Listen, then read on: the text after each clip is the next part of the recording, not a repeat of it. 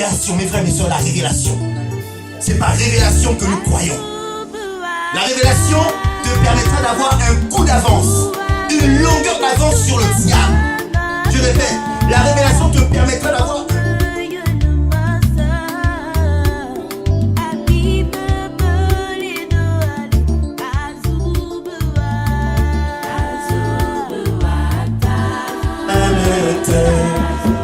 Impossible,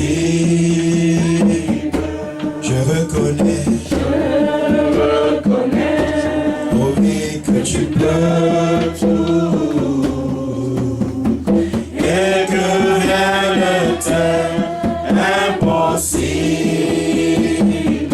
Seigneur, Seigneur, fais-moi voir ta gloire. Seigneur, fais-moi voir ta gloire.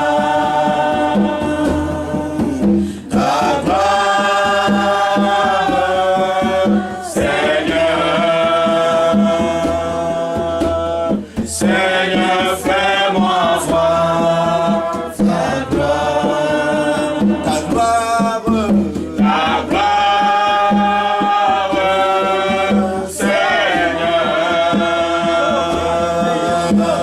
Seigneur, fais-moi voir ta gloire.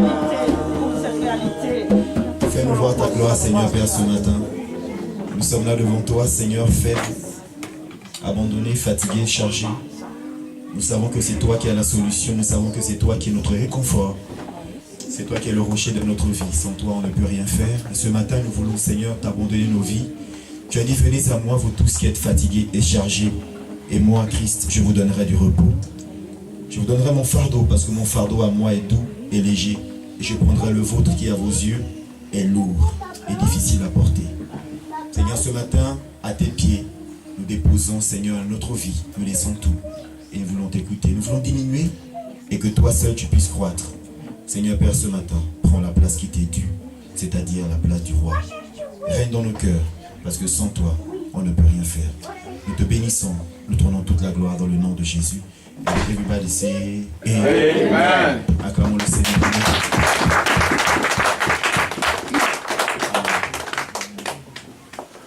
Bonjour à tous. Bonjour. On va prendre nos Bibles dans le livre d'Apocalypse.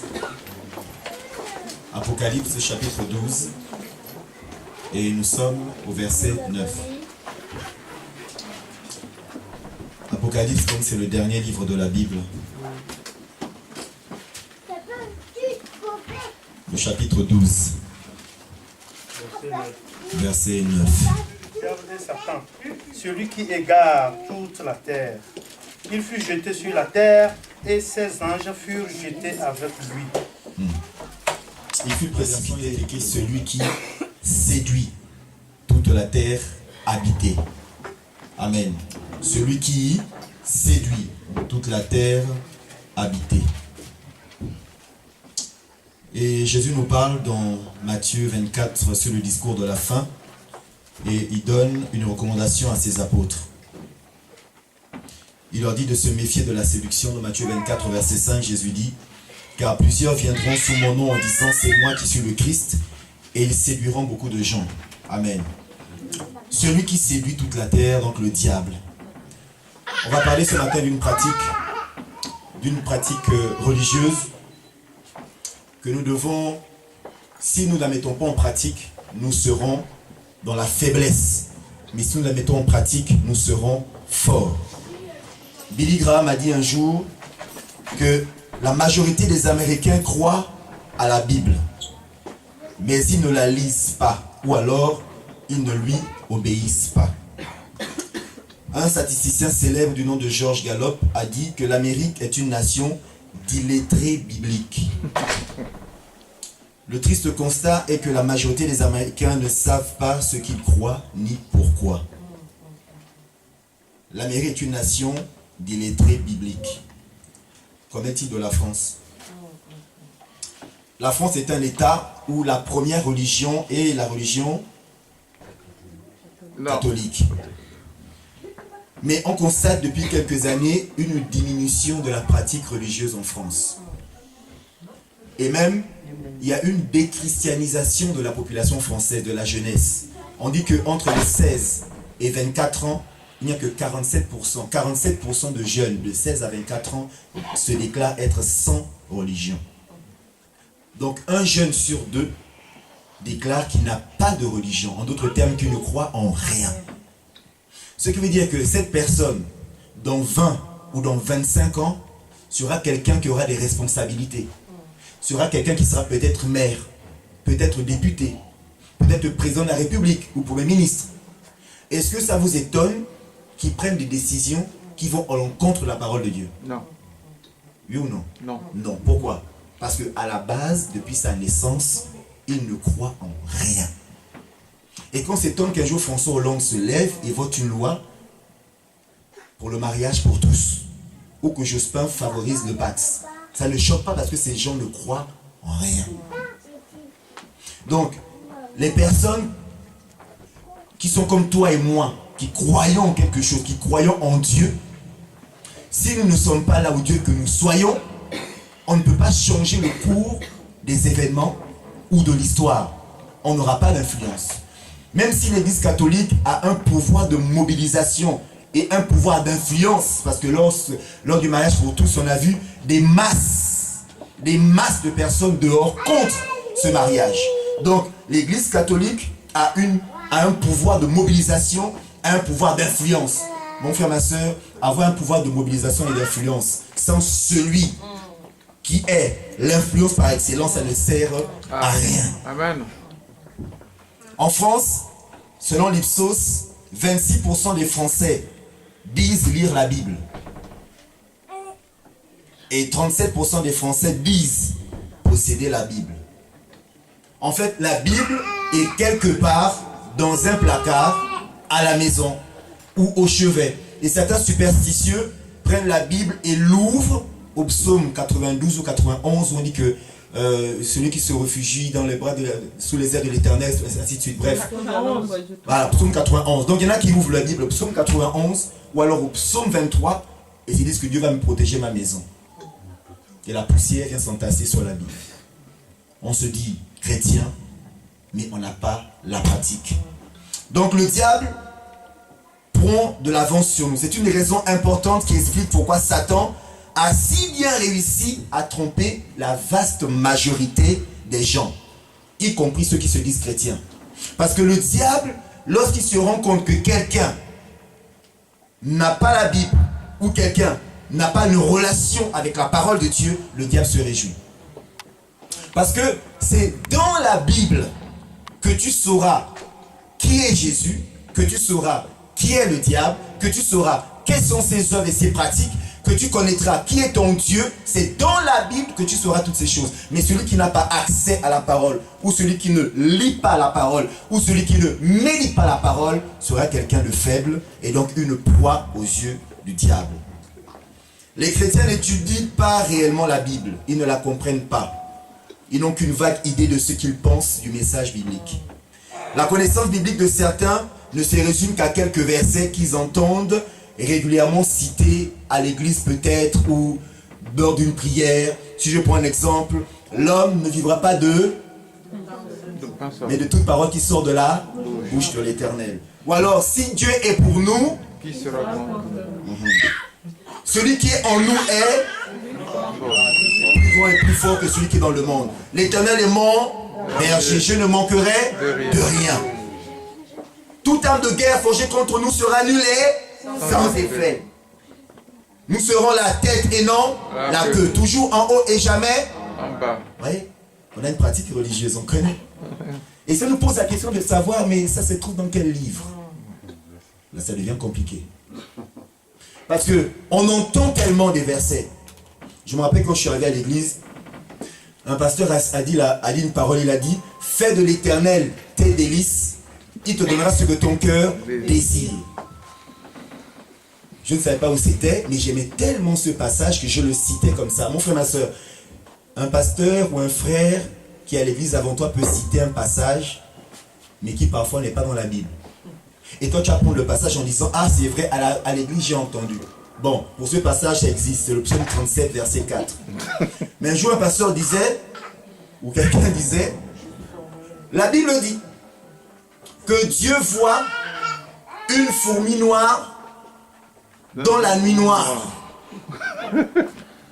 Amen, amen. Et tu vas prendre le même passage, tu iras aussi dire, ah non, non, non. Dieu dit dans la Bible que Dieu voit une fourmi noire dans la nuit noire. Amen, amen. Mais tu n'as pas pris la peine de vérifier si c'est vrai ou faux. J'ai cherché, j'ai pris la concordance biblique, j'ai cherché fourmi. Et quand je cherchais fourmi, je n'ai trouvé aucun passage se référant à fait que Dieu voit une fourmi noire dans la nuit noire, sur un caillou noir, dans une rame noire. Non, je n'ai pas trouvé. Amen. Donc, si je n'ai pas un rapport avec la Bible, le diable aura un avantage sur moi. Il ne faut surtout pas demander dans quel livre se trouvent ces citations. Le fait d'avoir qu'une connaissance approximative ou limitée de la parole de Dieu nous affaiblit considérablement. Et surtout, mes frères et sœurs, notre ignorance de la parole de Dieu procure à Satan un avantage conséquent sur nous. Parce que Satan a un rapport avec la Bible. Parce que Satan, depuis qu'il est sur la terre, il sait qu'il y a 66 dans la Bible, de Genèse à Apocalypse. Satan a été capable de citer un passage de la Bible à Jésus. Rappelez-vous, lorsque Jésus fait 40 jours dans le désert, il sort du désert, et qu'est-ce qui se passe? Il est confronté au diable, et Satan lui dit, et Satan cite la parole. Satan lui dit, il est écrit. Il est écrit.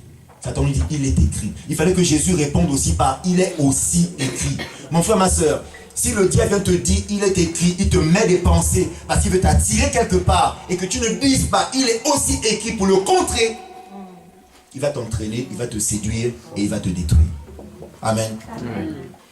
Je me rappelle un jour, je venais d'arriver à l'église, et après un temps de prière et d'intercession, je suis seul, et tout à coup j'ai une vision.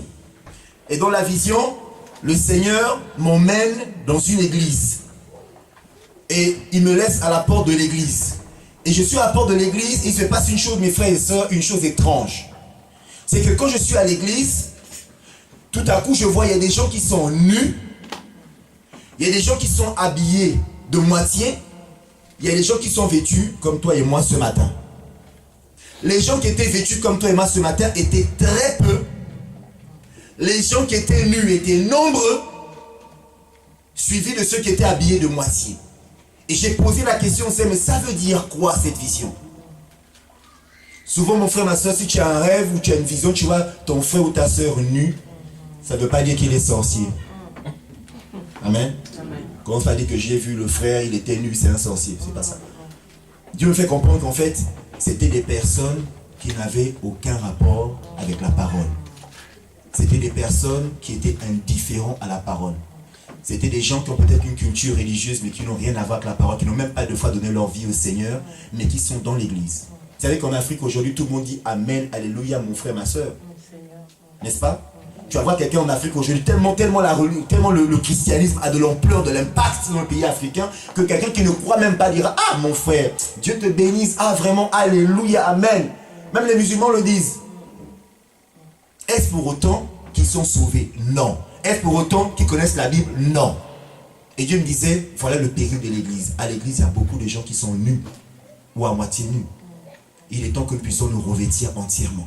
Et pour ça, c'est la connaissance de la parole de Dieu. Un sataniste a fait un témoignage. Il s'est converti, aujourd'hui il est pasteur. Et il disait, dans l'autre monde, nous avons la faculté, nous avons la capacité, quand nous venons dans vos églises pour vous attaquer, pour détruire, on a la capacité de voir qui est qui. On voit qui est là, qui a la parole, qui s'attache à la parole, qui médite la parole, qui craint Dieu et qui ne le fait pas. On peut cibler tout de suite celui qu'on va égarer, celui qu'on va écarter. On voit les personnes qui n'ont pas de rapport avec la Bible. Ils les appellent les hypocrites. En grec, hypocritos, c'est simplement ceux qui portent un masque. En fait, on peut être là, mais porter un masque. Le masque du chrétien. Et quand je sors, j'enlève le masque. Et eux, ils ont la capacité de voir qui est qui. Et qui fait quoi hors de l'église. C'est pourquoi, mes frères et mes sœurs, marchons selon la parole de Dieu. Amen. Amen. Dieu n'insulte pas que tu tombes. La Bible dit que celui qui tombe 7 fois, Dieu va le relever. Il dit, souviens-toi de ton premier amour là où tu es tombé, repens-toi et reviens vers moi. Amen. Ne restons pas dans cette attitude de nullité spirituelle où le diable a accès, il peut nous toucher, il peut nous atteindre. Amen. Chers frères et sœurs, Satan séduit la terre et écarte les enfants de Dieu de la vérité, de la lecture et de la méditation de la parole de Dieu par une arme redoutable qui est la distraction. Amen. La distraction. Tu as envie de lire là, tu te dis, aujourd'hui je vais lire la Bible, aujourd'hui je vais méditer, personne ne va me déranger. C'est là où le téléphone va sonner, ta meilleure amie va t'appeler. Ah, j'ai un gros problème. Et tu vas écouter, tu ne vas plus méditer la parole de Dieu. Ça se passe toujours quand on prend la décision de méditer. C'est quand tu veux te concentrer, tu veux prier, tu veux lire. Le diable s'est dit, mais il ne va pas quand même méditer, je vais faire quelque chose. Et il cherche dans ton entourage, ou un enfant qui pleure, des enfants qui se battent, ou alors un problème qui arrive, ou quelqu'un qui va sonner. Il va mettre tout en place pour t'empêcher de méditer. Qui a déjà expérimenté ça? Peut-être que je suis le seul. Toi aussi, tu as expérimenté ça.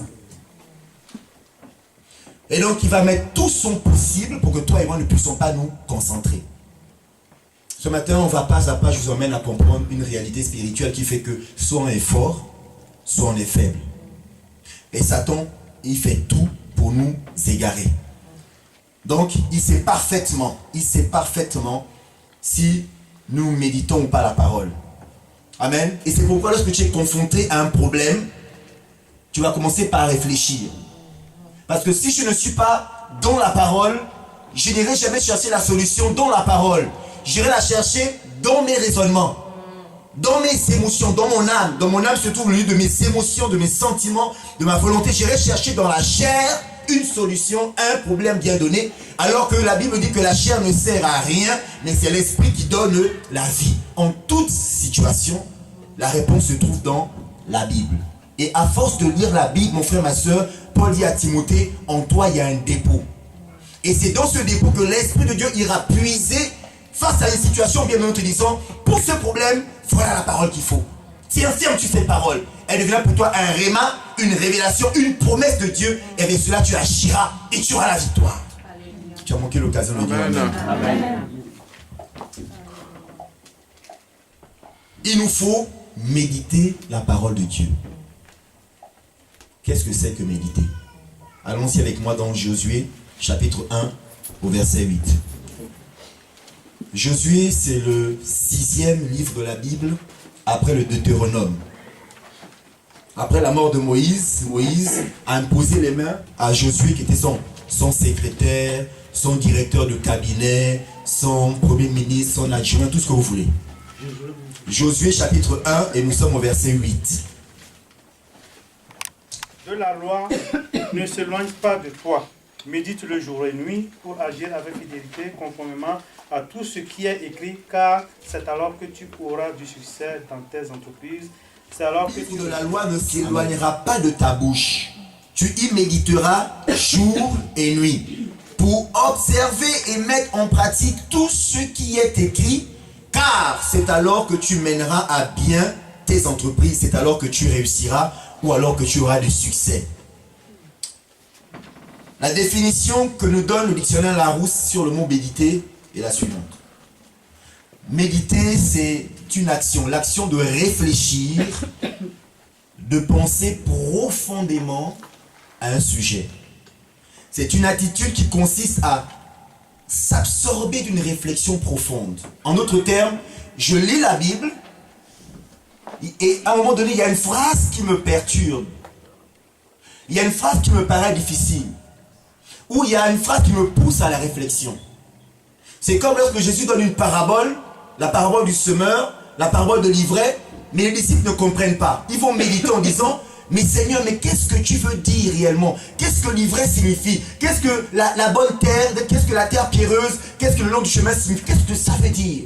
Et quand tu commences à te poser ce genre de questions, tu rentres dans la méditation.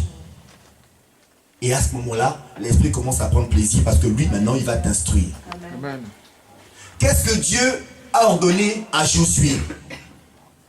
Dieu a dit à Josué que ce livre de la loi ne s'éloigne pas de ta bouche, que tu la médites nuit et jour.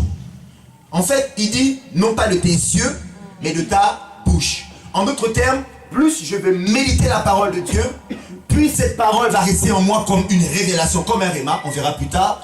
Et à ce moment-là, je vais la prendre dans ma bouche, et je vais la déclarer. Non pas comme un slogan, mes frères, mes sœurs, mais comme une réalité, comme une puissance, comme une arme absolue, comme une arme redoutable. Quand elle sort de ma bouche, même le diable a peur. Il sait que cette personne est un élément dangereux. Il a reçu une révélation, il a reçu de Dieu une promesse. Et quand il parle, quelque chose va se passer. Alors moi, je résistais au diable avec une foi ferme, avec une parole certaine, avec une parole révélée. Et le diable fuira loin de vous. Amen. Le diable a peur de celui qui a la parole. Je vous dis la vérité. Celui qui a la parole dans son cœur, le diable a peur. La parole de Dieu est comme une épée à double tranchant. Séparant jointure et moelle, âme et esprit, elle est juge des pensées et des sentiments du cœur. La parole de Dieu va au fond du cœur. Elle sonde, elle perce comme un chirurgien. Elle déchiquette, elle enlève la maladie, elle enlève le cancer, elle enlève le sida, elle enlève les maux de tête, elle enlève les problèmes de cœur, elle enlève les problèmes des pieds, elle enlève les problèmes des os, elle enlève les problèmes de la peau, elle enlève tout. Elle nous donne la vie et la vie en abondance. Amen. Alléluia. Méditez. Quelle promesse est attachée à cette parole? Plus je médite, plus je lis, plus je la confesse. Et Dieu dit qu'il y a une promesse attachée à cette parole. Et il dit au verset 8, car c'est alors, mon frère, ma soeur, que tu réussiras dans toutes tes entreprises. Dans le Seigneur, il n'y a pas de secret. Ce n'est pas de la magie. Je mets la parole de Dieu en pratique et il accomplit sa promesse. Car il dit, et tu réussiras dans toutes tes entreprises. Tu réussiras au travail, tu réussiras à la maison, tu réussiras à l'école, tu réussiras dans ton foyer, tu réussiras dans tout ce que tu vas faire, tu auras du succès. Il n'y a pas de magie, il n'y a pas de sorcellerie, c'est simplement obéir à la parole de Dieu.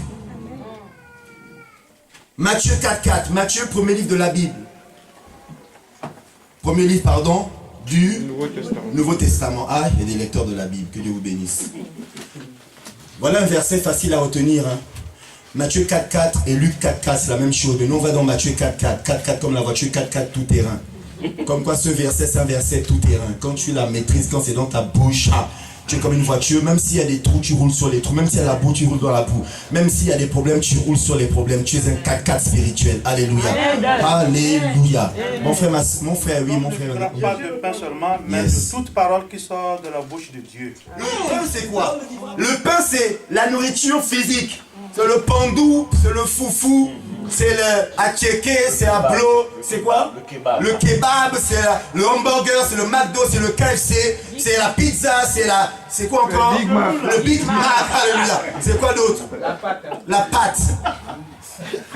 La pâte, à loco, plantain, il y a tout. Il y a tout. Le pain, c'est ça. Et ton corps physique a besoin de ça. Pour grandir, un bébé a besoin d'avoir de téter le sein de sa mère. Après, on lui fait un biberon. Après, il passe au petit pot.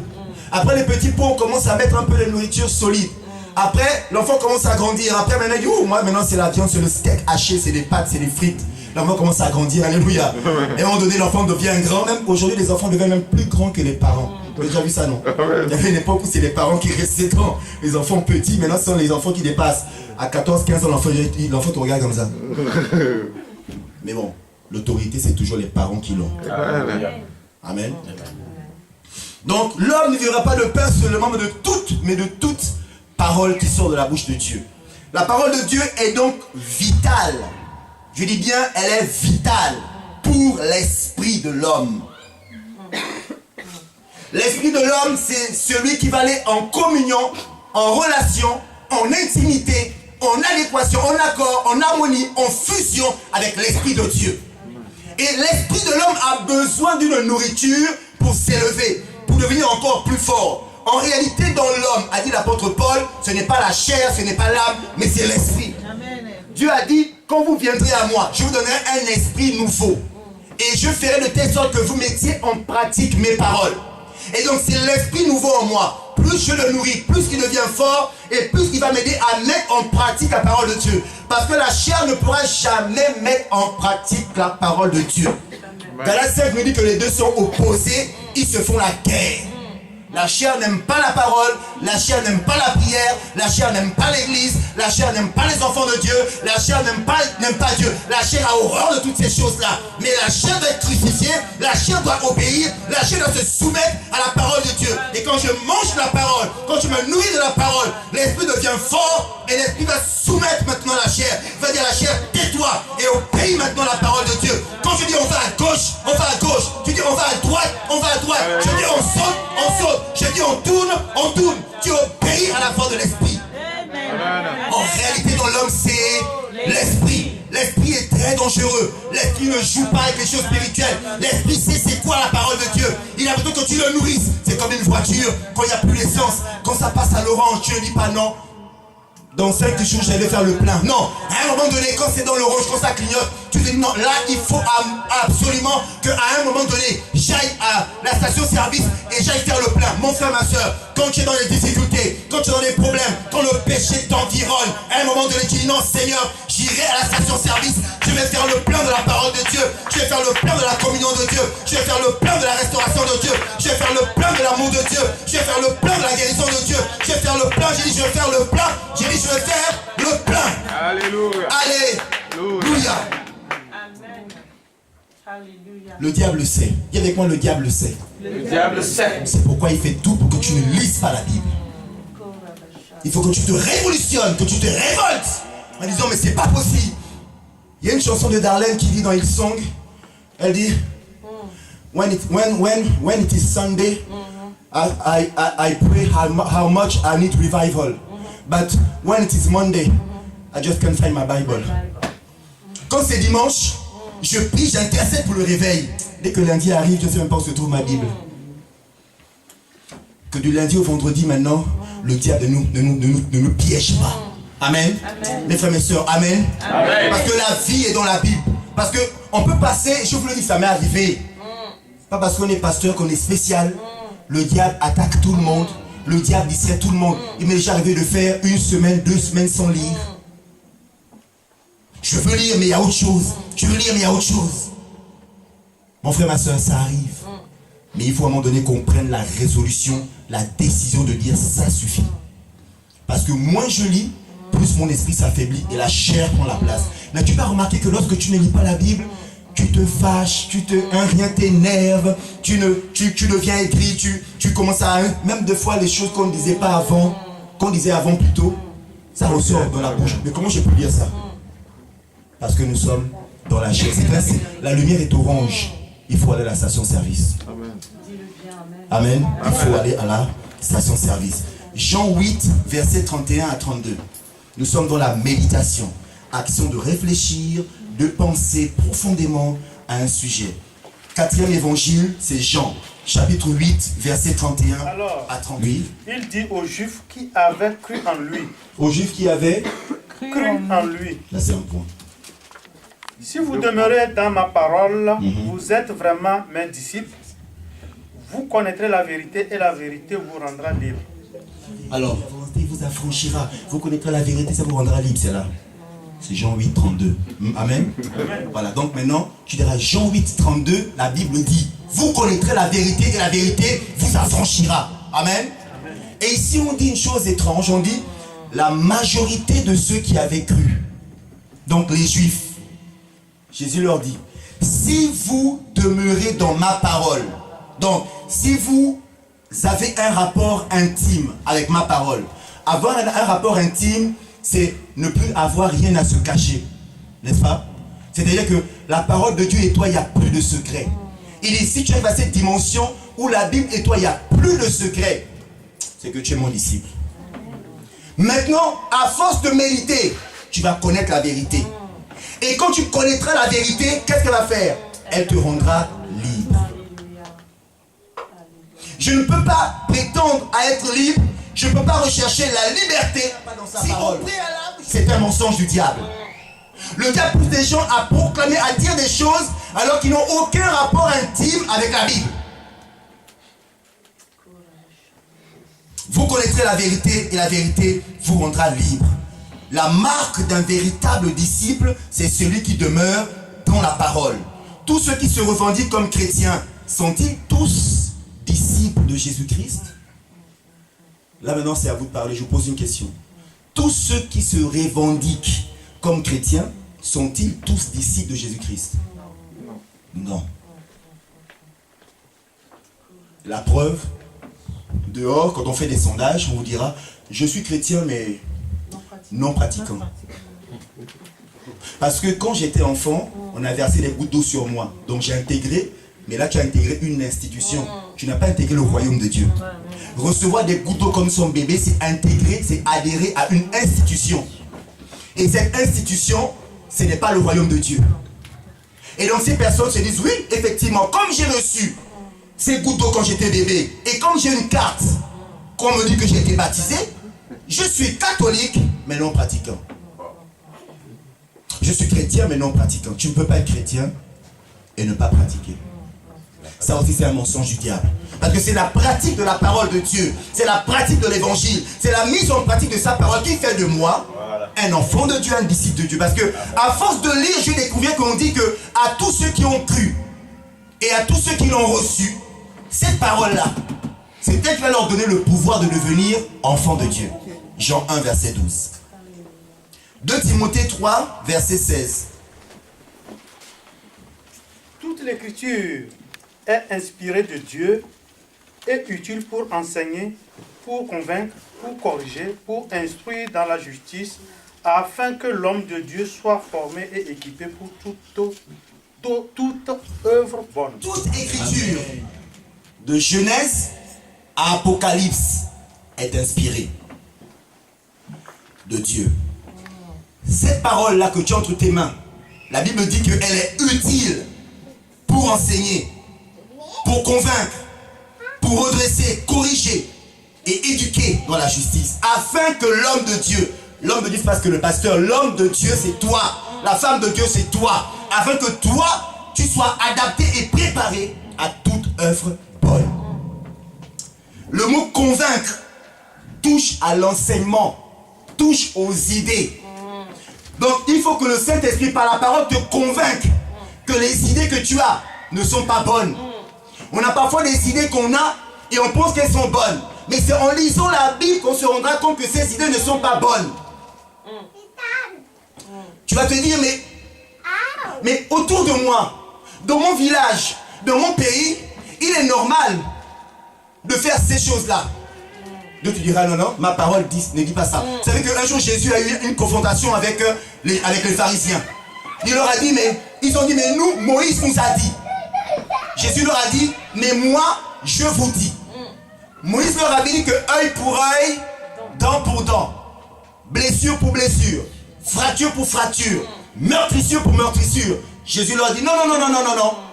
Maintenant, la parole de Dieu, moi, Jésus-Christ, je veux corriger ces pensées-là. Et je vous dis maintenant aujourd'hui, aime ton ennemi. Oh, ils ont dit non, c'est pas possible, nous c'est pas comme ça. Il me fait du mal, je lui rends le mal. Non. Aujourd'hui c'est aime ton ennemi.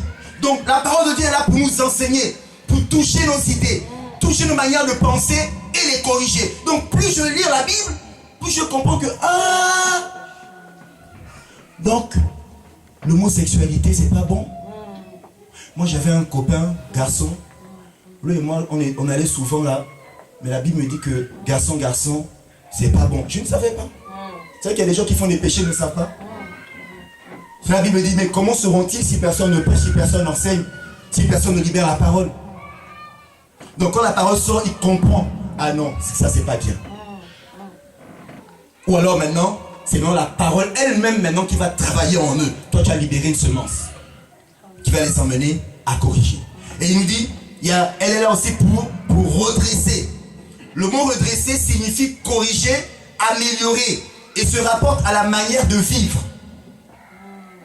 Donc, non seulement le Seigneur touche au niveau des idées, mais il touche aussi à notre manière de vivre. Autrefois, nous étions des égoïstes. Mais la Bible nous dit, elle nous parle de communion fraternelle. Elle nous dit de partager le pain, de partager le manteau. Alors qu'autrefois, c'était ça c'est pour moi et rien que pour moi. Mais la Bible vient pour t'aider à changer ta manière de vivre. Donc, plus je la lis, plus je comprends que ma pratique de la vie quotidienne n'est pas forcément en adéquation avec ce que la parole de Dieu me dit. Et qu'est-ce que je fais? Je corrige, je change. Elle est là aussi pour éduquer. Éduquer, c'est instruire, c'est discipliner. Donc la Bible va me discipliner. Elle va m'aider à pratiquer la prière, à pratiquer la méditation. Mes frères et mes soeurs, ce n'est pas facile de prier. Ce qui est bien, c'est quand on vient à l'église, il y a une onction collective qui nous aide tous à prier. Il y a une onction collective qui nous aide tous à lire la Bible. Moi, j'aime souvent ne pas lire, aller lire à la maison. Je préfère qu'on lise là maintenant. Parce qu'en sortant d'ici, le gars dira, laisse tomber, tu as trop de choses à faire, ne lis pas. Moi, ça m'est déjà arrivé. Je ne sais pas si ça t'est déjà arrivé. Toi aussi, mon frère, oui. Ça t'est déjà arrivé. On dit, va lire à la maison, mais tu n'arrives pas à lire à la maison. Tu fais autre chose. Et donc, il est là pour nous discipliner, cette parole.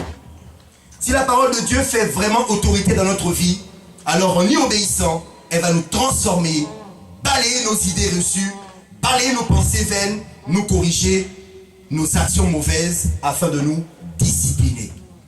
Mon frère, ma soeur, tu as vu l'importance de la parole de Dieu. Il faut la méditer, c'est le pain, c'est la nourriture, c'est le pain quotidien. Amen. Il dit, donne-nous aujourd'hui notre pain quotidien. En fait, chaque jour, il y a une parole pour nous. Chaque jour, la Bible dit que la manne descendait du ciel et venait sur la terre afin de nourrir son peuple. En fait, chaque jour qui passe, Dieu a une parole à te dire. Mais en fait, comme toi et moi ne sommes pas disposés, la révélation, la parole arrive, et puis, comme on n'est pas dans l'attitude de réception, on passe à côté. Dieu ne m'a pas parlé, Dieu ne me parle pas, je ne comprends pas, Dieu me parle. Mais en fait, Dieu veut te parler seul à seul. En fait, il est important pour chaque enfant de Dieu d'avoir ce qu'on appelle une intimité, une communion personnelle, un culte personnel. Parce qu'en fait, il y a des choses secrètes que Dieu veut te dire à toi seul, sans passer par ton pasteur, sans passer par un frère, sans passer par une sœur. En fait, lorsque une prophétie sort, c'est que Dieu vient confirmer ce qui s'est passé dans l'intimité entre toi et lui. C'est ça la prophétie. La prophétie ne te surprend pas. Elle vient t'annoncer des choses que tu sais déjà. Et alors tu diras Amen. C'est pourquoi la Bible dit examinez toutes choses et retenez ce qui est bon. Mais comment sauras-tu ce qui est bon si tu n'as pas au préalable médité et compris ce qui est bon dans sa parole? Amen. Examinez tout et retenez ce qui est bon. Jésus a dit dans Matthieu 6 que celui qui veut prier, il rentre dans sa chambre, il ferme sa porte et son Père dans le secret va entendre. Mon frère, ma soeur, dans le secret, Dieu t'attend. Dans le secret, Dieu veut te dire des choses. À toi et à toi seul. Par rapport à ta situation. J'ai dit à toi et à toi seul. Après la méditation, vient la révélation. Et vous comprenez pourquoi, j'ai dit tout à l'heure, le diable s'acharne à nous séduire, à nous distraire pour qu'on ne lise pas la Bible. Parce que lire le logos, méditer le logos, va faire jaillir le réma. Va faire jaillir la révélation. Et le diable ne veut pas que tu aies la révélation. Parce que celui qui a la révélation est un élément dangereux. Il aura une longueur d'avance sur le diable. Quelqu'un n'a pas compris. Amen. Plus tu médites, plus tu lis la Bible, plus tu te poses des questions, plus tu recherches à comprendre la parole de Dieu par rapport à ta situation, à un moment donné, va jaillir une lumière, va jaillir une révélation. Tu diras, oh, alléluia. Amen. Tu diras, oh, alléluia. Et dans ton esprit, quelque chose va se passer. Une révélation est tombée. Là, tu deviens un élément fort. Là, tu es puissant. Dans ta situation, Dieu t'a parlé. Et le diable fait tout pour que nous n'ayons pas accès à la révélation. Amen. Ce qui inquiète le plus Satan et ses démons est le fait que plus nous allons méditer la parole de Dieu pour la mettre en pratique, et plus nous recevrons des révélations. La révélation va te rendre très dangereux et imprévisible pour le monde des ténèbres. Qui a envie d'être imprévisible pour le monde des ténèbres? Amen. Amen. Il faut que le monde des ténèbres n'arrive plus à te comprendre. Parce que quand le monde des ténèbres peut anticiper tes actions, c'est que tu n'es pas encore entré dans la révélation. Il faut que le monde des ténèbres soit déstabilisé, soit perturbé par rapport aux actes que tu poses. Là, tu es imprévisible et dangereux. On va lire le psaume 119 au verset 130. Psaume 119, c'est le plus long psaume de la Bible. Il n'y en a pas un psaume plus long, c'est le seul. Il y a 176 versets. Donc, psaume 119 et le verset 130. Ta parole est claire. Elle fait quoi? Est claire. Yes. Elle donne de l'intelligence à ceux qui manquent d'expérience. Ouf. Elle donne de l'intelligence à ceux qui manquent. La parole est claire et elle donne de l'intelligence à qui? Aux simples. La définition de la révélation en grec, c'est apocalypsis. Apocalypsis nous rappelle le dernier livre de la Bible qui est Apocalypse. En fait, apocalyptos, apocalypsis, c'est la même chose. Ça veut dire lever le voile. Enlever le voile. Dévoiler. Faire tomber le voile. Amen. C'est-à-dire faire connaître une information nouvelle et inédite. Faire connaître une information inattendue, inédite, nouvelle. C'est une prise de conscience ou une expérience soudaine d'une réalité qui va laisser une trace durable. Quelqu'un qui a reçu une révélation, vous ne pourrez jamais le déstabiliser. Quelqu'un qui a reçu une révélation est comme un rocher. Quand les tempêtes, les vents, les tsunamis, tout ça arrive sur lui, il ne bouge pas. Quelqu'un qui a la révélation, quelqu'un de stable, quelqu'un de posé, quelqu'un qu'on ne peut pas déboussoler, qu'on ne peut pas enlever de son piédestal, on ne peut rien faire parce que là il a reçu une révélation durable. Mon frère, ma soeur, il faut que tu remontes ce domaine où lorsque tu reçois de Dieu une révélation, ta vie n'est plus la même. Alléluia. Tes déclarations ne seront plus les mêmes, tes actions ne seront plus les mêmes. C'est par révélation que Dieu a fait connaître aux hommes son plan de salut pour l'humanité. C'est par la révélation que nous avons cru en Jésus-Christ de Nazareth. Amen. C'est par la révélation qu'on croit en Dieu. C'est par la révélation qu'on croit en Jésus. Quelqu'un qui n'a pas la révélation, qui lit la Bible, d'ailleurs, plusieurs historiens lisent la Bible, mais ils ne sont pas sauvés pour autant, parce qu'ils n'ont pas reçu la révélation. Plusieurs religieux lisent la Bible, mais ils ne sont pas sauvés pour autant, parce qu'ils n'ont pas la révélation. C'est la révélation qui va faire que tu deviennes enfant de Dieu, avec certitude. Quelqu'un qui n'a pas la révélation, on dira qu'il va accepter Jésus, il va venir lundi. Qui va accepter Jésus, il va venir mardi, il va venir... Parce qu'il n'a pas encore compris, il n'a pas encore la révélation. Celui qui a la révélation, qui a reçu Christ dans sa vie comme Sauveur et Seigneur, vous ne pouvez pas lui enlever ça. Vous ne pouvez pas lui enlever cette réalité. C'est une réalité spirituelle. C'est une vérité certaine. Je suis sauvé et personne ne me dira le contraire. Je suis enfant de Dieu, j'ai cru en lui, personne ne me dira autre chose. C'est donc à tous ceux qui ont cru, il leur a donné le pouvoir de guérir les malades, le pouvoir de chasser les démons. Alors pourquoi tu as peur de chasser les démons si tu as réellement cru en lui? La révélation, mes frères et mes soeurs, la révélation. C'est par révélation que nous croyons. La révélation te permettra d'avoir un coup d'avance, une longueur d'avance sur le diable. Je répète, la révélation te permettra d'avoir un coup d'avance, une longueur d'avance sur le diable. Comme aux échecs. Quelqu'un qui a un coup d'avance sur toi, il peut aller faire un tour. Il est temps que tu réfléchisses là, tu vas mettre 2 heures. Il a un coup d'avance sur toi. Il est temps que tu aies un coup d'avance sur le diable. Il est temps que tu aies une longueur d'avance sur le diable. Et pour ça, il te faut la révélation. Vous savez que c'est par révélation que Jésus-Christ a une longueur d'avance sur le diable. Quand il était bébé, le roi Hérode avait dit aux mages, quand vous irez l'adorer, venez me faire le rapport, afin que moi aussi j'aille l'adorer. Donc Satan, par le roi Hérode, voulait tuer Jésus. Mais la révélation est venue dans la nuit pour parler à Joseph en disant à Joseph, prends ta femme, prends l'enfant, partez en Égypte. Quand le roi Hérode s'est rendu compte que les mages l'ont trompé, que les mages sont partis, il s'est mis en colère, il a envoyé ses soldats tuer tous les bébés de 0 jusqu'à 2 ans. Mais c'était trop tard. Mon frère, ma soeur, la révélation fera que quand le temps viendra, il sera trop tard. Jésus était déjà en Égypte, c'était trop tard. Lorsque tu acceptes Christ comme Sauveur et Seigneur dans ta vie, ton adresse, c'était celle du monde. C'est celle du péché. Et quand le diable vient te chercher, c'est trop tard. Parce que maintenant tu es avec Christ assis dans les lieux célestes. C'est ta nouvelle adresse. Alléluia.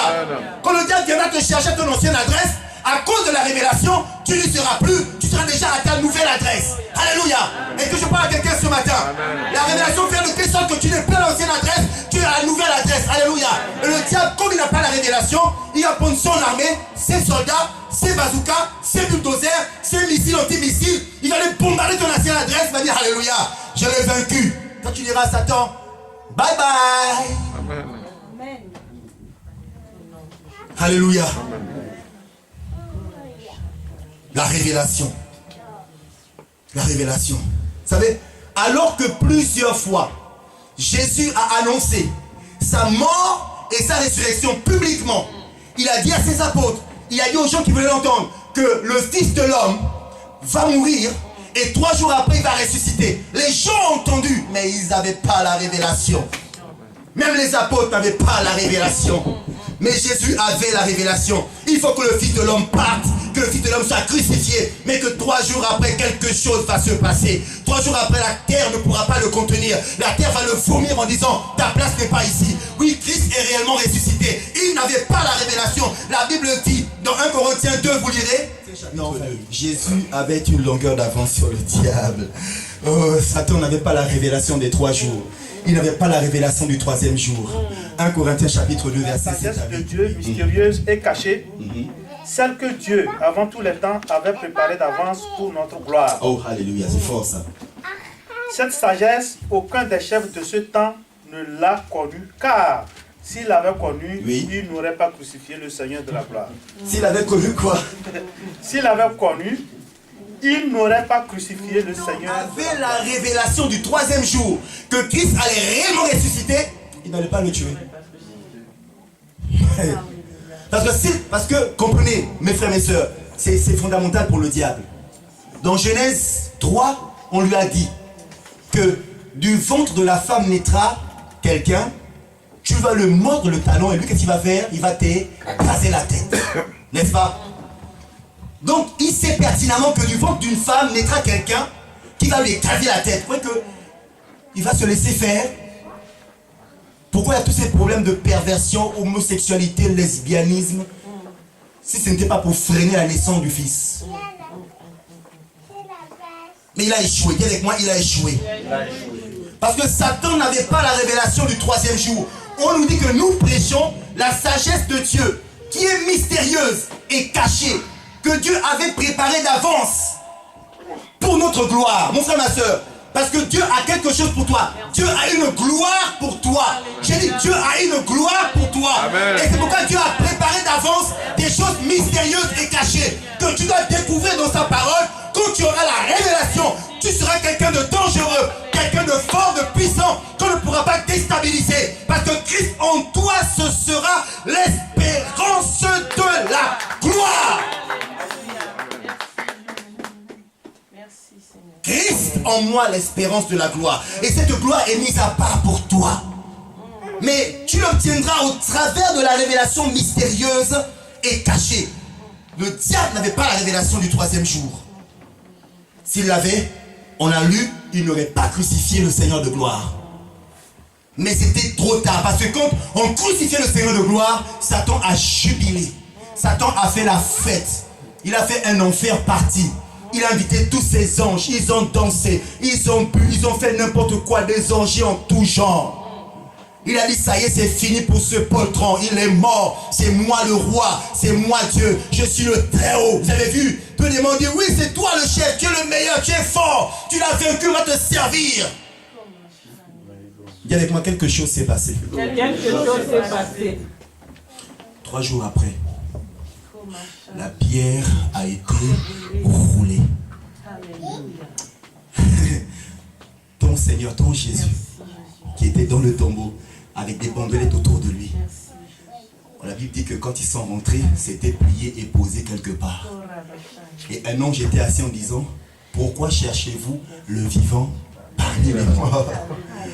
Jésus-Christ, il est vivant. Amen. Non, parce que je parle à quelqu'un, Jésus-Christ est vivant. Non, j'ai pas dit Sarkozy, Hollande, j'ai dit Jésus-Christ est vivant. Jésus-Christ est vivant, il est réellement ressuscité. Et quand Jésus-Christ est sorti du tombeau, alors que quelque part il y avait la fête, il y avait l'ambiance, il est apparu. Et la Bible dit que tout genou fléchit et toute langue confesse que Jésus-Christ est Seigneur. À la gloire de Dieu, le Père. Satan a fléchit le genou. Mais quelqu'un qui dit qu'il est votre maître, il a fait la fête, vous l'avez adoré, mais lorsque Jésus-Christ se présente, il se met à genoux. Quelqu'un va comprendre que ton Seigneur est puissant. Amen. Ton Seigneur est fort. Amen. Ne crains plus rien. Ne pleure plus. Parce qu'il est ressuscité. Amen. Et dis à Satan, donne-moi ce qui me revient. La clé que tu as pris à Adam. Donne-moi cette clé maintenant. Oh mais Seigneur. Oh Seigneur, voici la clé. Ah Satan, tu fais peur à l'humanité, mais en fait c'est toi qui as peur. Dis avec moi, Satan, tu es un peureux. Mais il ne faut pas avoir peur. Satan, c'est un peureux. C'est le père du mensonge. Il ment depuis le commencement. Il vient pour effrayer l'humanité avec des cornes. Mais en fait, non. Jésus l'a vaincu. Jésus a pris la clé et il a dit à Pierre, Pierre, je te remettrai la clé et les portes du séjour des morts ne prévaudront pas contre l'église de Jésus-Christ de Nazareth. Alléluia. Le diable fera tout, il ne pourra jamais détruire l'église de Jésus-Christ de Nazareth. Je ne parle pas de tes 4 murs, mais je parle de toi, de ta vie. Ta vie, parce que tu l'as donnée à Christ, il est mort pour toi, il est ton Seigneur et Sauveur. Et tu plonges tes regards dans sa parole, et tu vis sa parole, et tu pratiques sa parole. Et au dernier jour, la Bible dit, celui qui persévérera jusqu'à la fin, celui-là sera sauvé. Et lors de l'enlèvement, le Seigneur viendra sur son cheval, et il va t'enlever, et tu iras au ciel avec lui, tu seras auprès de lui, et tu pourras à ce moment-là régner avec lui, gouverner avec lui la terre. Jésus-Christ est Seigneur. À la gloire de Dieu, le Père. On va se lever. On va se lever. Dis à 3 personnes, il te faut la révélation. Dis à 3 personnes, il te faut la révélation.